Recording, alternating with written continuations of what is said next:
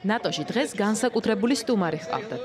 ატლანტის ოკეანიდან ევროპის შუაგულში მარკო რუბიო პირველად ჩაფრინდა. ყოველ შემთხვევაში, როგორც სახელმწიფო მდივანი. რუბიომდე კი ევროპაში ის სიახლე ჩავიდა, რომ ამერიკა მას ტარიფებს უწესებს. მოსალოდნელმა, თუმცა ახლა უკვე გაფორმებულმა გადაწყვეტილებამ კონტინენტზე ბევრი კითხვა გააჩინა. მათ შორის ასეთიც. Moment der Wahrheit sein. Was will Amerika überhaupt? რას უსურს ამერიკის შეერთებულ შტატებს ევროპისგან? ვაგრძელებთ ერთად მუშაობას თუ არა? ჩვენ ყველამ უნდა დავინახოთ, რომ ყავს საერთო მტერი და ესაა რუსეთი. ამერიკის შეერთებული შტატები არ უნდა ხედავდეს მტერს ევროპაში. ჩვენ პარტნიორები ვართ და ასეც უნდა გავაგრძელოთ. სოლიდარობა დღეს ყველა წევრ სახელმწიფოს მოეთხოვება. სოლიდარობა, რომელიც გამყარებულია გადაწყვეტილებებით. ამერიკის შეერთებული შტატების გადაწყვეტილება კი არ აისახება დადებითად ევროპაზე. ევროპა დაიცავს ევროპელებს. ჩვენ ჩამოვაყალიბეთ ძლიერი სავაჭრო, თავდაცვითი ინსტრუმენტები, თუმცა ის იქნება ადეკვატური თუ იქნება ერთიანობა. საჯაროდ გაჟღერებული შეკითხვების დასმის შესაძლებლობა ბევრს მიეცათ დახურულ კარს მიღმაც. ბრიუსელში დღეს ჩრდილო-ატლანტიკური ალიანსის 32 სახელმწიფოს პირველი დიპლომატები ხვდებოდნენ. სამსჯელო თემა კოლექტიური უსაფრთხოების გაძლიერება, თავდაცვის ხარჯების ზრდა და უკრაინის მხარდაჭერა. სამივე საკითხზე მუშაობა პროცესშია. ამასთან, ევროპელი მოკავშირეები არ მალავენ წუხილს დონალდ ტრამპისა და ვლადიმერ პუტინის დაახლოების გამო. მაშინ, როდესაც ნატოს მთავარ გამოწვევად სწორედ მოსკოვი რჩება. სახელმწიფო მდივანს პასუხები მზად ჰქონდა.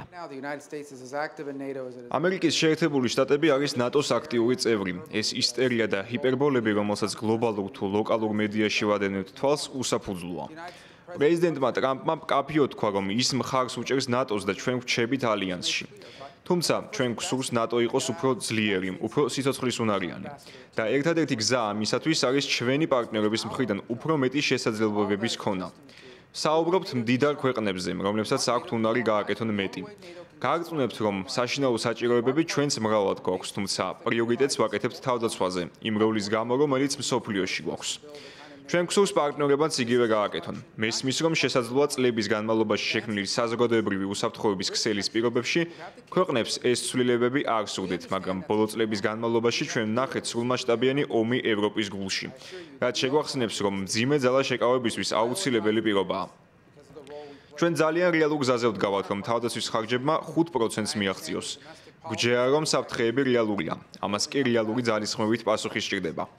პრეზიდენტი ტრამპი არაა ნატოს წინააღმდეგი. ის ეწინააღმდეგება იმგვარ ნატოს, რომელსაც არ აქვს უნარი შეასრულოს წესდებით ნაკისრი ვალდებულებები. მძიმე სიმართლეა, მაგრამ ეს უნდა ითქვას.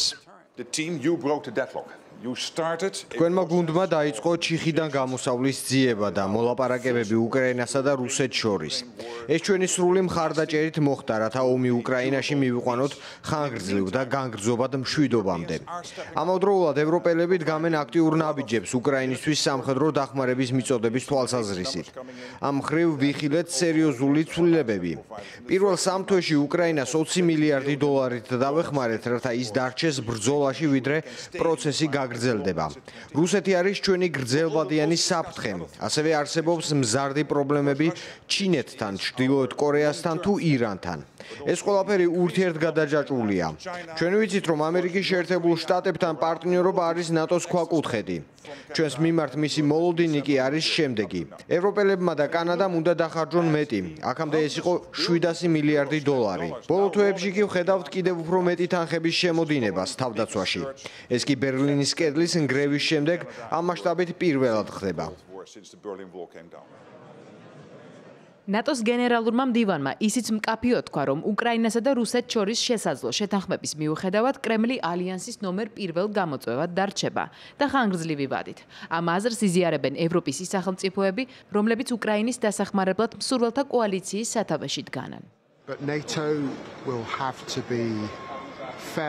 ნატოს მოუწევს, რომ გახდეს უფრო სამართლიანი. მოუწევს იმაში დარწმუნება, რომ მოახლოებულ წლებში გახდება უფრო ლეტალური, უფრო ძლიერი. ეს კი ნიშნავს, რომ უნდა გავაზრდოთ თავდაცვის ხარჯები. ვაწარმოოთ მეტი და მივაწოდოთ მეტი. რუსეთი აგრძელებს უკრაინულ ოჯახებზე ბომბების სროლას. ისინი აჭიანურებენ პროცესს და რევენ მოლაპარაკებებისკენ მიმართულ ყველა ძალისხმევას. ვლადიმერ პუტინს კარგად ვხედავთ და ამ ვითარებაში ნატოს ერთობა უმნიშვნელოვანესია. მათ შორის რუსეთზე ეკონომიკური ზეწოლის განსახორციელებად.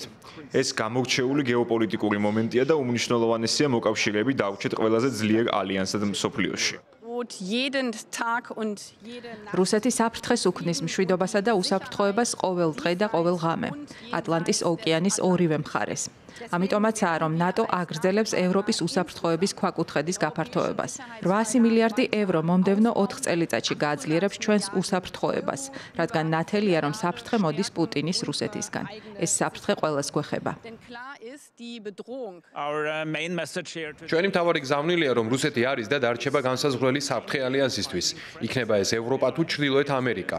უნდა მოვემზადოთ არა მხოლოდ ომის შემდეგი ეტაპისთვის, არამედ იმისთვის, რაც ამის შემდეგ იქნება. რუსეთთან განკლავება მოახლოებულ წლებში ალიანსის მთავარი ამოცანა იქნება. ნატოს საგარეო საქმეთა მინისტრების შეხვედრას ესწრება ანდრეი სიბიჰა. უკრაინელი დიპლომატისთვის მთავარი ამოცანა მოკავშირეების იმაში დარწმუნებაა, რომ ქვეყნის სამხედრო დახმარება უნდა გაგრძელდეს, თუმცა ამ მხრივ უფრო მეტი სამუშაო ამერიკასთანაა. დიპლომატი რუსეთთან მოლაპარაკებების დეტალებზე და ხანგრძლივი მშვიდობის პერსპექტივებზე სამიტის დასრულების შემდეგ ისაუბრებს.